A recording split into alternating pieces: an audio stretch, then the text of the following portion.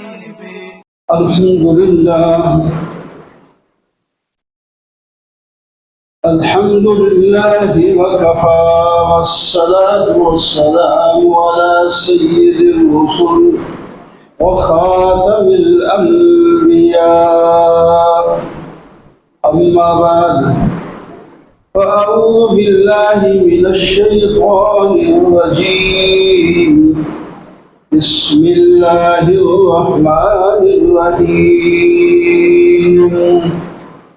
ولله على الناس حج البيت من استطاع إليه سبيلا ومن كفر فإن الله غني عن العالمين وقال تعالى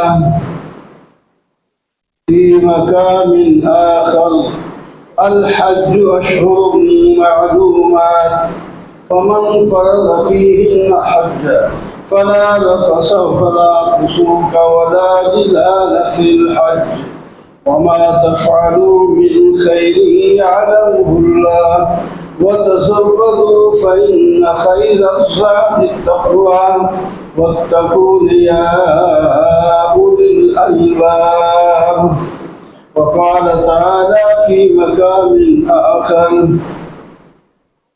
وأذن في الناس بالحج يأتوك رجالا وعلى كل ضامر يأتين من كل فج عميق صدق الله مولانا العظيم وقال النبي صلى الله تعالى عليه وسلم تابعوا بين الحج والعمرة فإنهما ينفيان الفقر والذنوب أو كما قال صلى الله عليه وسلم اللهم صل على سيدنا ومولانا محمد وعلى آل سيدنا ومولانا محمد وبارك وسلم.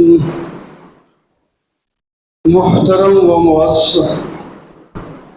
معزز سامعین، اللہ تعالیٰ کا لاکھ لاکھ شکر ہے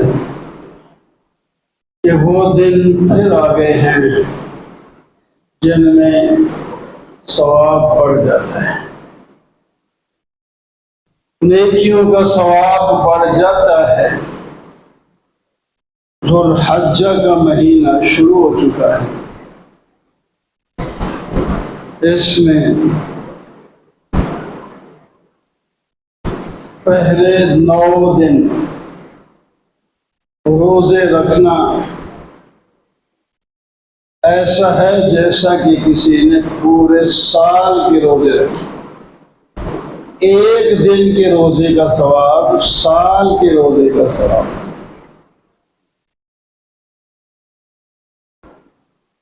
اور اس میں حج ایک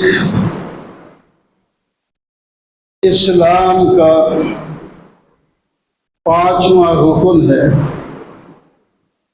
وہ ادا ہوتا ہے۔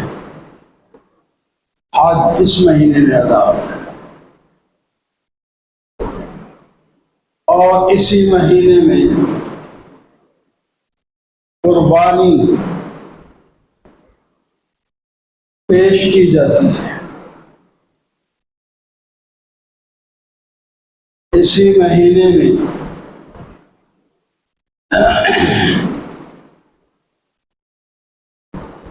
اللہ تعالی مومنوں کی بہت زیادہ تعداد میں بخشش کرتے ہیں، بہت زیادہ بخشش کرتے ہیں۔ صبح و شام بخشش کے پروانے میں رہے، وہ ہمیں نصیب ہے۔ ہم اس وقت ان دنوں میں آج دوسرا دن ہے ذوالحجہ کا، ایک دن گزر گیا پتہ ہی نہیں چلا، اب دوسرا گزرنے کو ہے، یہ نہیں پتہ چلا اگلا جمعہ آ جائے گا، اس کے بعد وہ 10 دن میں ختم ہو۔ تو وقت کو کسی کی انتظار نہیں کرتا، وہ جا رہا ہے اور اپنے فضائل بھی ساتھ لے کے جا رہا ہے۔ جب وہ دن ختم ہو جائیں گے وہ فضیلت بعد میں تو نہیں ملے۔ اللہ، دو تین جگہ سے میں نے قرآن پاک کی آیات تلاوت کی ہیں، ان میں حج ہی کا تذکرہ ہے۔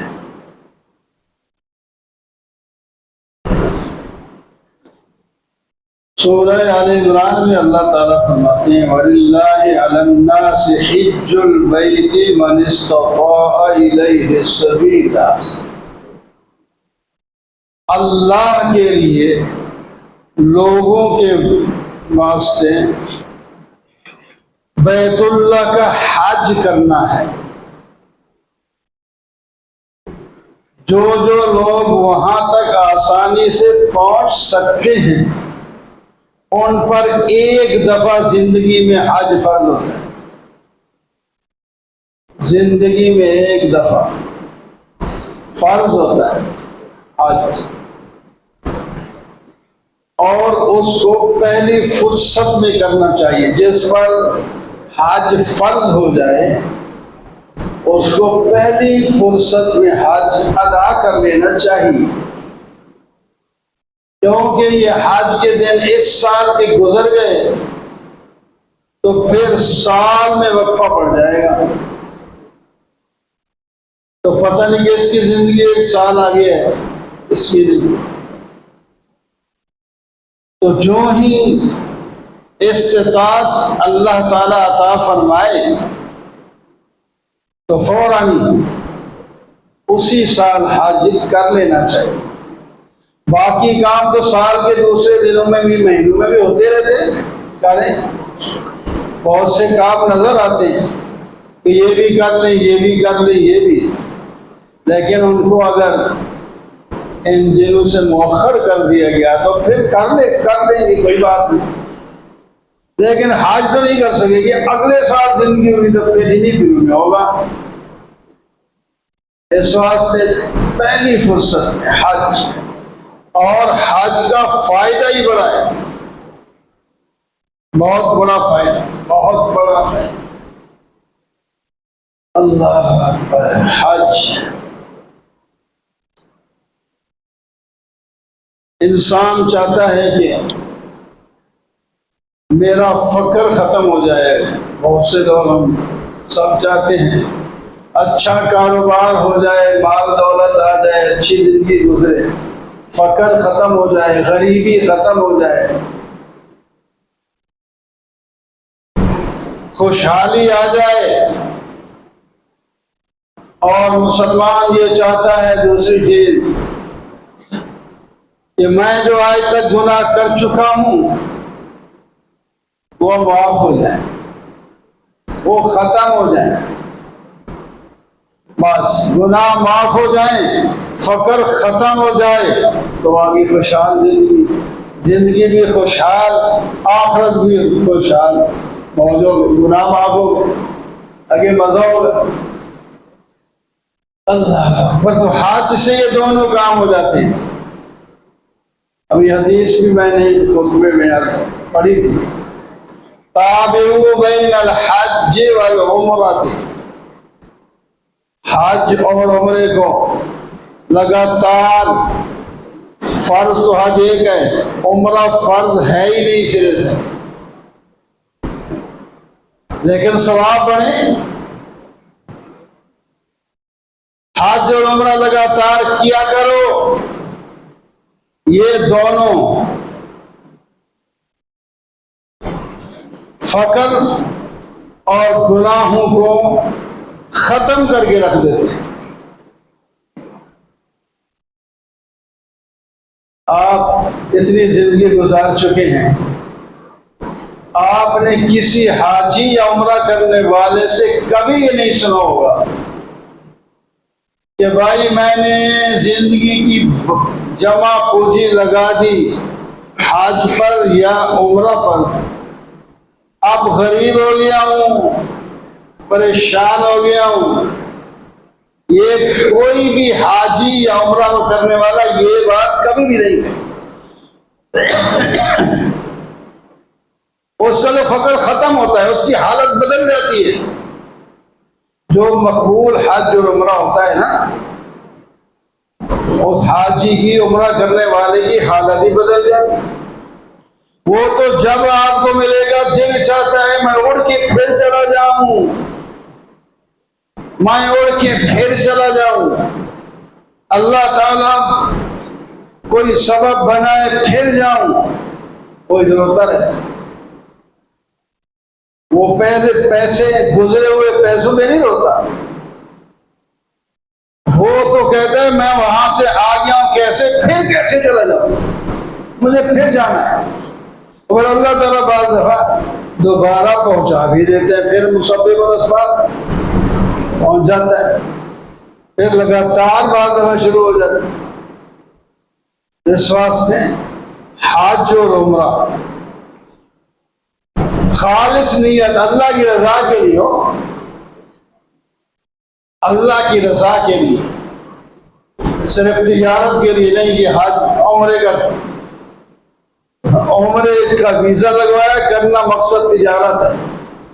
عمرے کا تم نے لگوایا ہے ویزا، نیت بھی عمرے ہی کی ہو، اور درمیان میں کوئی چیز خرید بیچ آؤ مفت ہو جائے گا، تجارت بھی تمہاری ہو ہی جائے گی. اور جس کی ہے ہی نیت صرف تجارت، تو پھر حج عمرے کا ویسی بات ہے، بولی نیت اللہ تعالیٰ کی نیت ہو جاتی ہے. نیت تجارت کرنا حج اور عمرے میں ممنوع نہیں ہے، لیکن مقصد نہیں ہونا چاہیے. مقصد صرف حج یا عمرہ یا دونوں یہ ہونے چاہیے سفر میں. تو کوئی چیز آپ کے پاس فالتو تھی، بیچ دی، کوئی بات نہیں. وہاں سے کوئی چیز خرید لی پھر بیچ دی، تجارت ہو گئی. بجائے مانگنے کے اپنا تجارت کر کے اپنا گزارا کر لیا، واپسی کا کرایہ بھی بنا لیا، کوئی بات نہیں، ممنوع نہیں ہے. بہرحال حضرت عمرو بن عاص رضی اللہ تعالی عنہ کا بڑا نام ہے صحابہ کرام میں، ایران کے فاتح. آخری وقت میں رو رہے ہیں، موت قریب ہے، روتے جا رہے ہیں، روتے جا رہے ہیں. اوپر لوگ بیماری کے وقت، آخر کے وقت دوست احباب سب جمع ہو جاتے ہیں. ذرا سنبھلے تو پھر فرمایا سنو میری بات، ایک حدیث سناتا ہوں. میں اسلام کے خلاف تھا، اللہ نے میرے دل میں جب اسلام کی محبت ڈالی، نبی علیہ السلام کے پاس آیا. میں نے کہا یا رسول اللہ صلی اللہ علیہ وسلم، آپ ہاتھ آگے کریں اور میری بیعت کر لے اسلام پر، میں اسلام آتا. آپ خوش ہو گئے، ہاتھ آگے بڑھایا، میں نے ہاتھ پیچھے کہے. کیوں بھائی امر کیوں؟ ابھی آپ نے خود کہا میں بیعت کرتا ہوں اسلام پر، اب ہاتھ پیچھے کر لی. کہا میں نے عرض کیا یا رسول اللہ میں ایمان تو لاتا ہوں میں، لیکن شرط بھی ہے میری، میں شرط کے ساتھ ایمان لاؤں گا. کیا شرط ہے؟ کہ اللہ تعالیٰ میرے گناہ معاف کر. یہ میں ایمان لاؤں تو گناہ تو معاف ہو جائے. آپ نے فرمایا عمر سن، جو آدمی ایمان لاتا ہے نا، ان الاسلام یہدم ما کان قبلہ، اسلام لاتے ہی، کلمہ پڑھتے ہی اس کے سابقہ سارے گناہ معاف ہو جاتے ہیں. شرط لگانے کی ضرورت ہے، ادھر سے اعلان ہماری طرف ہے، جو ایمان لائے گا ہم گناہ معاف کر.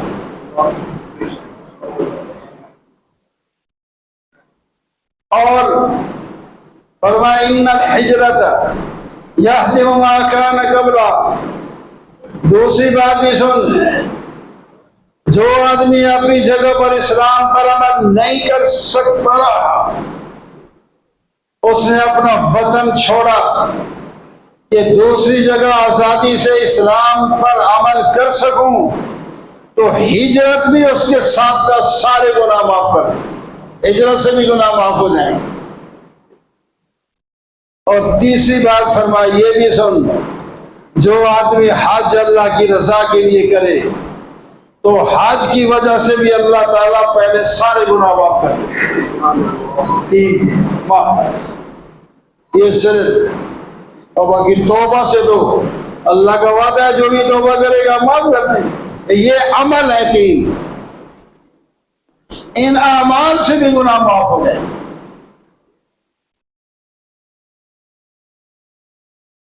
اعمال سے بھی گناہ معاف ہو جاتے ہیں.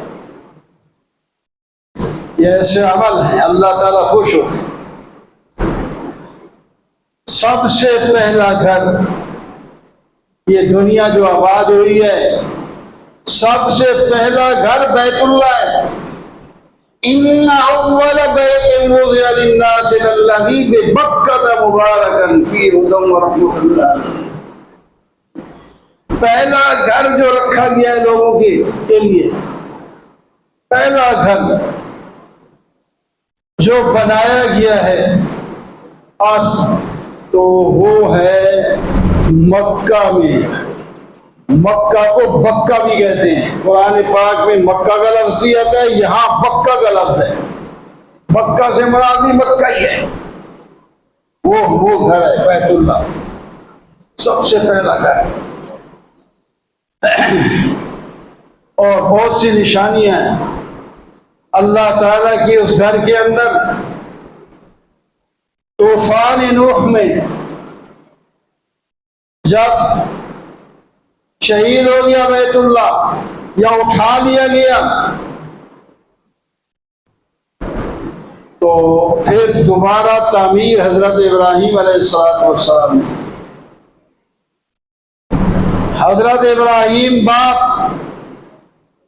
اور حضرت اسماعیل علیہ السلام بیٹا، یہ دونوں مل کر تعمیر کی بیت اللہ کی. نشان مٹ چکے تھے، اللہ تعالیٰ نے نشان کا بندوبست کر دیا. وہ مختلف روایتیں اس کے درمیان یا کیسے بھی بتا دیا گیا کہ یہ دیوار یہاں تک یہ بیت اللہ.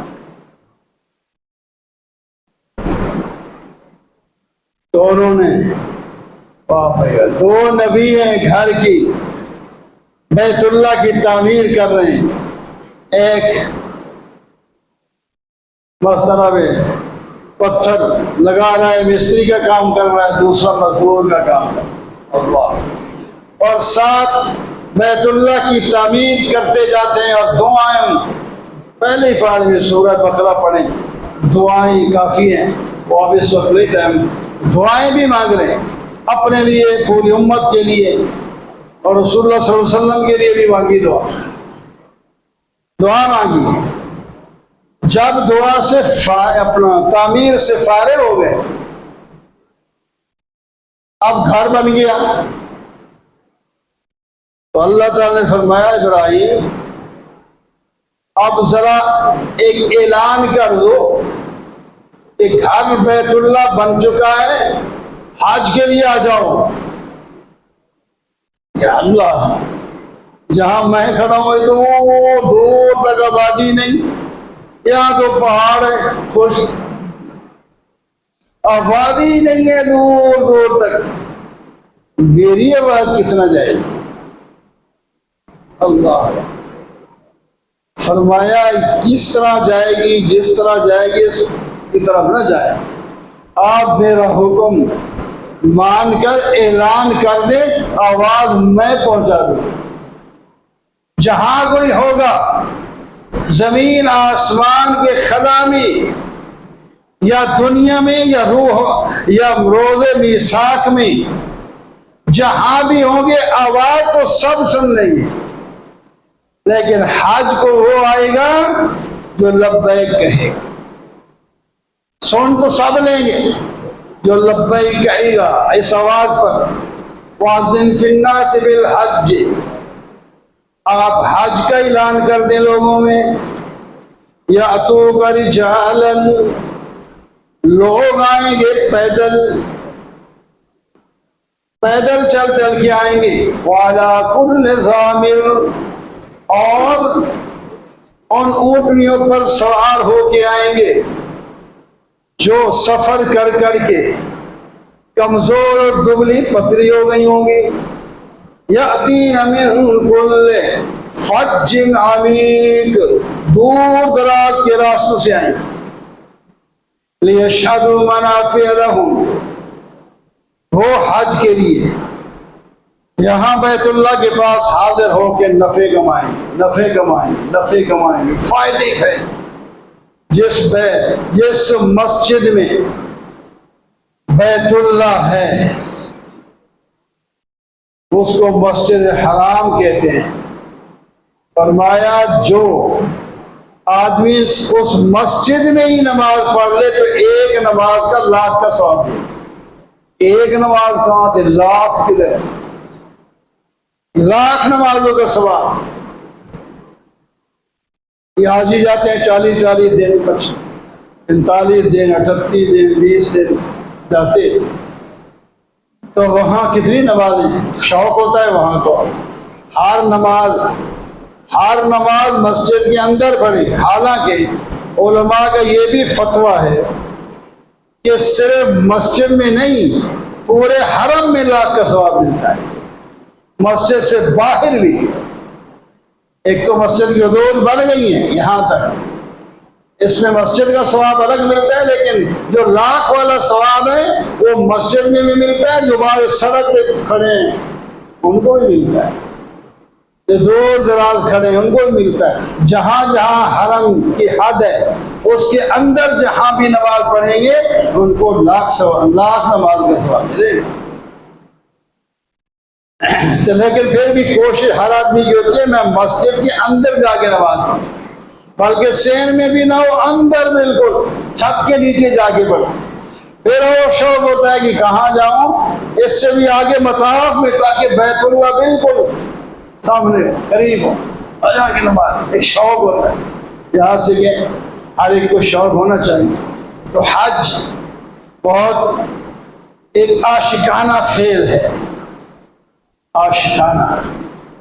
بلکہ جتنی عبادتیں ہیں، نماز کو دیکھیں، روزے کو دیکھیں، حج، ساری نماز، ساری عبادتیں ایک عاشقانہ فعل ہے،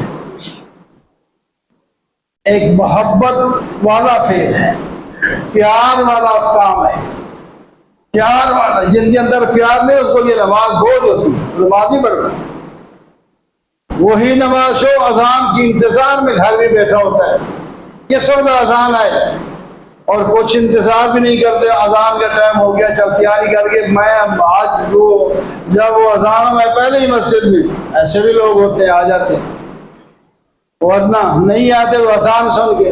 اور کچھ لوگ سوچتے گا پہنچ جاتے ہیں ابھی 15 منٹ 10 منٹ کرتے کرتے، پھر وہ بعض حرکت بھی آ جاتی. کوشش کریں عاشقانہ انداز میں آئے. اللہ کی طرف سے آواز آ گئی اللہ اکبر، اللہ اکبر، سب سے بڑا اللہ ہے، اس سے کوئی بڑا نہیں ہے، 4 دفعہ. پھر توحید کی گواہی، پھر رسالت کی گواہی، پھر دعوت، کامیابی کی. نماز کی طرف آ جاؤ اور کامیابی کی طرف آ جاؤ. کامیابی تو ادھر ہے، اذان کا بھی مطلب بھی آنا چاہیے. نماز جو پڑھتے ہیں، الفاظ پڑھتے ہیں، ان کے معنی ترجمے بھی یاد کر لینے چاہیے، شرمانا نہیں چاہیے. بڑے ہو گئے کوئی بات نہیں، پڑھی جائے، ایک ایک لفظ کا معنی بھی پوچھتے جائیں، کسی سے، امام سے پوچھیں، مؤذن سے پوچھیں، آپ اپنا ساتھی ہے پڑھا ہوا ہے اس سے پوچھیں، اس کو آتا ہے. تو نماز سیدھی ہونی چاہیے، پھر اس کا ترجمہ سیکھنا شروع کرنا. پتہ تو ہم نماز میں کیا کر رہے ہیں، اللہ کے حضور ہیں، کیا کہہ رہے ہیں، کیا رہے ہیں. تو بہرحال میرے دوستوں اور بزرگوں، حج مبارک ہیں وہ لوگ جو دھڑا دھڑ جا رہے ہیں. دھڑا دھڑ جا رہے ہیں، اور کوئی شہید ہو جاتے ہیں. ابھی سنا تھا ایک جہاز گرا ہے مورتانیہ کا، پتہ نہیں کون کا، اور پورے جہاز کے لوگ شہید ہو گئے. تو ان کا قیامت تک کا لحاظ لکھا جاتا رہے. اور گھر سے نکلے تھے اس کے لیے، شہید ہو گئے، نہیں پہنچ سکے. تب بھی کئی ویسے بستر پر مر جاتے ہیں، راستے میں مر جاتے ہیں، بیماری میں مر جاتے ہیں کئی کافی سارے. لیکن اللہ تعالیٰ ان کے حج کو جو نیت کر کے اللہ کی رضا کے لیے نکلا تھا، اللہ تعالیٰ قبول کرے. تو بہرحال ان نمازوں کے عبادات کے جوڑ کو آشکارا علماء نے لکھے ہیں انداز کیسے آشکارا، کیونکہ یہ ٹائم تھوڑا سا ہوتا ہے تو اس واسطے وہ تو ابھی بیان کر سکتا ہے. لیکن بہرحال یہ آشکارا فعل ہے، نماز بھی، روزہ بھی، حج بھی، زکوٰۃ بھی، سب میں عشق ہے. عشق اللہ کا ہے، بندوں کا نہیں.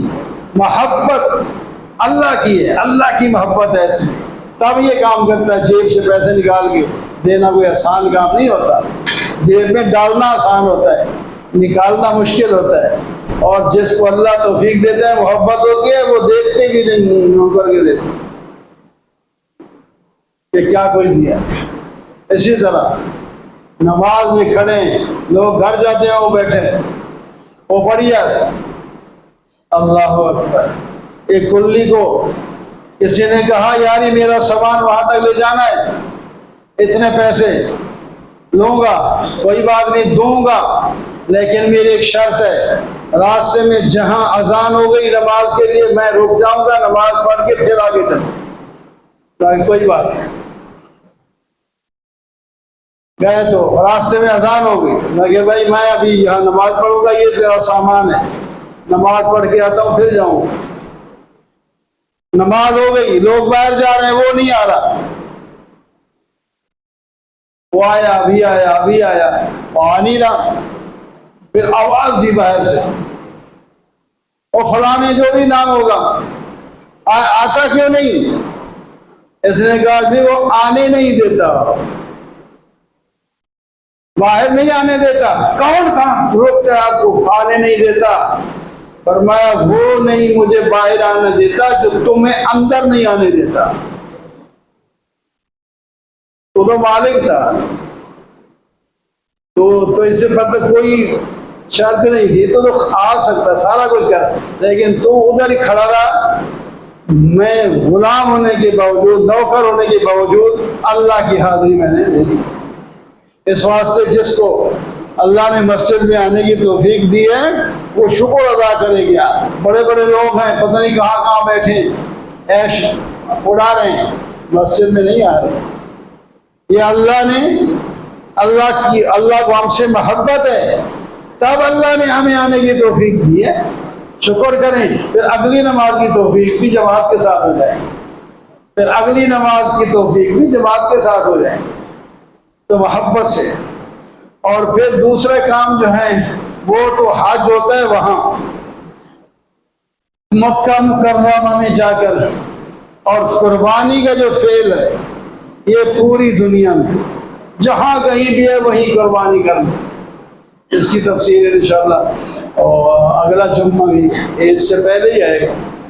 تو بہرحال قربانی اب خریدی جا رہی ہیں، لوگ خرید رہے ہیں. تو اللہ کی رضا مقصود ہو، یہ نہ ہو کہ ہمسایہ کیا کہے گا، چھوٹا لایا یا بڑا لایا. اپنی حیثیت سے لاؤ، اپنی حیثیت جس میں ہو سکتی، لیکن اللہ کے حضور یہ پیش کرنا ہے اپنی طرف سے اچھا. کوئی بات نہیں، اللہ تعالیٰ توفیق دے دیتا ہے. اور رضا اللہ کی مقصود ہو، اس میں دیکھ بھال کر پیارا اور جانور لینا چاہیے جو حیثیت ہو. اور لیکن بعض دفعہ گھر میں ہی قربانی ہو جاتی ہے، حالانکہ سارے صاحب استطاعت ہوتے ہیں. پھر صاحب استطاعت ہوتے ہیں تو پھر سب پر قربانی الگ الگ واجب ہوتی ہے. تو وہ آسانی ہے، اللہ تعالیٰ نے جو ہے کئی گھر کے بندے ہیں، کوئی بات نہیں، ایک گائے کر دیں، بیڑا کر دیں تو 7 بندے تو اس میں پورے ہو جائیں. تو اگر پورے نہیں ہیں گھر میں، چلو 1 2 جو ہیں وہ حیثیت کے مالک ہیں، تو چلو ایک بکرا لے لیں، ایک قربانی ہوئی حصہ ڈال لیں، یا دو جتنے چاہ قربانی بھی حصہ ڈال لیں. یہ یعنی ضروری نہیں کہ سارے پورا جانور کر لیں، جانور تو پورا ہوگا لیکن آپ کے حصے ہیں، اس واسطے کہ مسجدوں میں، مدارس میں، یا دوست احباب آپس میں مل کر یہ کہہ لیتے ہیں یار ہم تیرا ایک حصہ ہو جائے گا، میرا حصہ ہو جائے گا، اس طرح ساتھ بن جاتے ہیں. یا نہیں بن رہے تو چلو مسجد میں ہم حصہ رکھاتے ہیں، ادھر اپنے وہ پورے خود کر لیں. تو یہاں بھی ہمارے ہاں بھی مشکل کام تو ہوتا ہے، لیکن بہرحال لوگوں کی آسانی کے لیے کچھ ادھر سے کو بھی پیدا ہو جاتا ہے. تو قربانی کا سلسلہ یہاں بھی جاری ہے. جن حضرات میں قربانی کا حصہ ڈالنا وہ بھی جو کہ دینا قریب آ چکے ہیں. اور اس کے بعد کیا ہے اور اچھا ٹائم بولی سکے ٹائم جناب 5 بجنے سے پہلے سورج طلوع ہو جاتا ہے، 3 منٹ پہلے. تو 5:15 بجے جو ہوتا ہے اشراق کا ٹائم ہو جاتا ہے، 5:30 اور 5:45 میرے خیال میں مناسب ہے. 5:45 نماز اگر عید کی ٹھیک ہے قربانی کرنی ہوتی ہے. لوگ تو کہتے ہیں ابھی وہ اشراق والے 5:15 ہوں گے، ایسے بھی کرتے ہیں. تو چلو آپ کی تیاری کے لیے یا 5:30 کہتے ہو تو یا 5:45 کہتے ہو. 5:45 اچھا 5:45 اب کوئی مشکل نہیں ہوتی. پہلے ذرا ادھر تیاری کرنی پڑتی تھی، وہ زیادہ ٹائم لگتا تھا. اب بھی ٹھیک ہے، صفائی تو ہوتی ہے، لیکن وہ رات آگے پیچھے بھی کر سکتا ہے. تو ہوگا ہی ویسے جمعہ سے پہلے صفائی ہوئی ہے، سویرے پھر ہفتے والے دن عید پڑھنی ہے، سویرے کوئی نئی صفائی کی ضرورت بھی نہیں، کوئی چھوٹی موٹی ہو جائے گا. تو اس واسطے قربانی والے انتظار کرتے ہیں. بعض ہم دیکھتے ہیں کئی لوگ ادھر تو پتہ نہیں وہ کیا مسئلہ ہے ان کا، وہ تو پتہ نہیں پہلے قربانی کر کے بیٹھے ہوتے ہیں. تو بہرحال انشاءاللہ 5:45 بجے جماعت کھڑی ہو جائے. آپ نے آنا ہے پہلے ہی، بس بات مسئلے یہ ہو تھوڑا سا ہو جائے. تو اللہ تعالیٰ قبول فرمائے. وأقول قولي هذا والحمد لله.